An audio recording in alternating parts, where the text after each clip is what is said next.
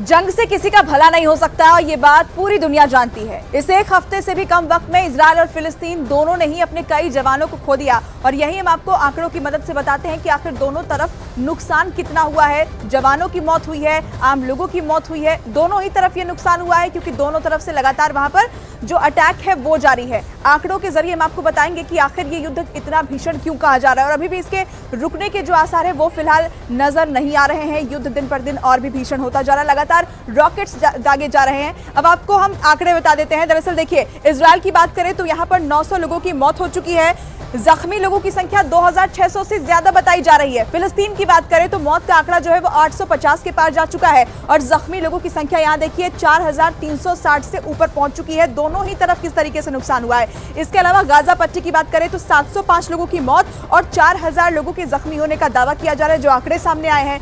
West Bank में 17 लोगों की मौत हो चुकी है, 90 लोग अभी तक घायल हो चुके हैं। हर तरफ से नुकसान की खबरें सामने आ रही है और ये आंकड़े जो है वो तस्दीक कर रहे हैं। ये आंकड़ा अभी और बढ़ सकता है क्योंकि अटैक अभी रुका नहीं है। दोनों ही तरफ से लगातार अटैक का सिलसिला जारी है और ऐसे में मौत का आंकड़ा हो या फिर जख्मी लोगों का आंकड़ा हो, वो बढ़ने की भी आशंका है। तो दोनों ही तरफ नुकसान हुआ है, मरने वालों का आंकड़ा बढ़ रहा है, जख्मी जो है उनका आंकड़ा बढ़ रहा है और इन सब के बीच अब दुनिया दो धड़े में बंटती हुई भी दिखाई दे रही है। एक तरफ वो है जिनका सॉफ्ट कॉर्नर हमास के साथ भी दिखाई दे रहा है और वहीं अमेरिका और यूरोप के कई देश हैं जिन्होंने ये साफ साफ कह दिया है कि इजराइल जो कर रहा है वो ठीक कर रहा है। अमेरिका ने यहाँ तक कह दिया है कि जिस भी ढंग से अब इजराइल जंग लड़ना चाहे उसे पूरा हक है, पूरा अधिकार है। पहला हमला हमास की तरफ से ही किया गया था और उधर हमास के हमले का जवाब देते हुए इजराइल ने गाजा पट्टी में तबाही मचा दी है। इजराइल की वायुसेना ने हाल ही में गाजा के इस्लामिक विश्वविद्यालय के ऊपर हमला किया। खबरों के मुताबिक इस यूनिवर्सिटी को आतंकवादी संगठन हमास राजनीतिक और सैन्य शक्ति का महत्वपूर्ण केंद्र माना जाता रहा है। युद्ध के ऐलान के बाद गाजा पट्टी में हर तरफ धुएं का गुब्बार नजर आया और वही इन तस्वीरों में आपको दिखाई भी दे रहा है कि किस तरह से अब हमास के हर हमले का जवाब इजराइल दे रहा है और पूरी तरह से गाजा पट्टी को तबाह करने में इस वक्त तुला हुआ इजराइल दिखाई दे रहा है। और इस्लामिक विश्वविद्यालय के ऊपर जो हमला किया गया इजराइल की तरफ से, ये फिलहाल उसकी आप तस्वीर देख पा रहे हैं। ये जो धुएं का गुब्बार आपको उठता हुआ दिखाई दे रहा है, यहाँ पर दरअसल इस्लामिक यूनिवर्सिटी थी और आतंकवादी संगठन हमास के राजनीतिक और सैन्य शक्ति का ये बहुत महत्वपूर्ण केंद्र माना जाता रहा है।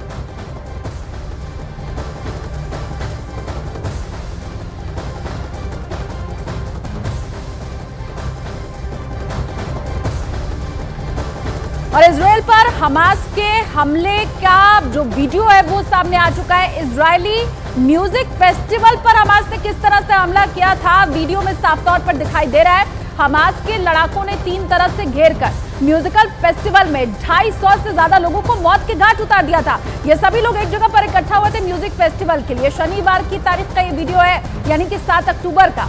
उसी दिन की यह घटना और इस हमले में हमास के लड़ाकों ने महिलाओं को अगवा करके गाजा अपने साथ लेकर गए।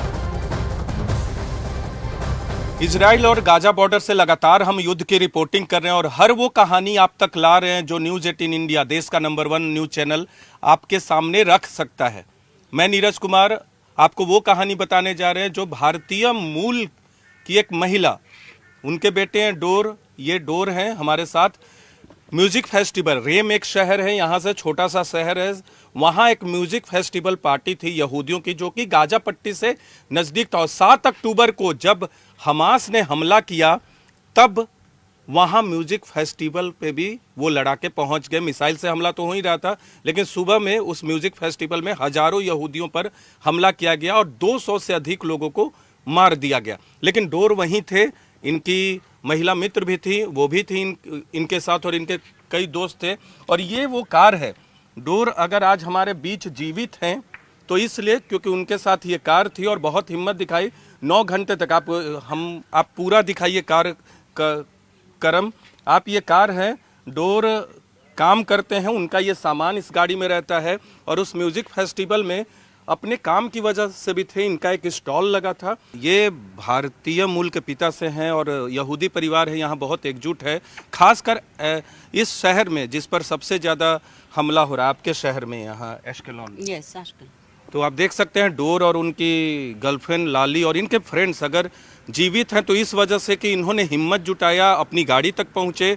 उस दिन जब 200 से ज़्यादा लोगों को हमास के लड़ाकों ने वहीं पर ढेर कर दिया था, इन लोगों का पीछा किया। हमास के लड़ाकों के बीच ये दोनों अपने दोस्तों के साथ, you were in the bathroom with your friends, अपने दोस्तों के साथ एक बाथरूम में बंद रहे। 9 घंटे के स्ट्रगल के बाद उनसे निकल कर 13 घंटे बाद अपने घर पहुंचे और ये परिवार आज खुश है। लगातार चुनौतियां हैं, एस्केलॉन में लगातार बमबारी, मिसाइल से हमले किए जा रहे हैं हमास की तरफ से, लेकिन आज अगर डोर और उनकी गर्लफ्रेंड जिंदा है तो इसलिए कि किस्मत इनके साथ था और इन्होंने हिम्मत भी जुटाया।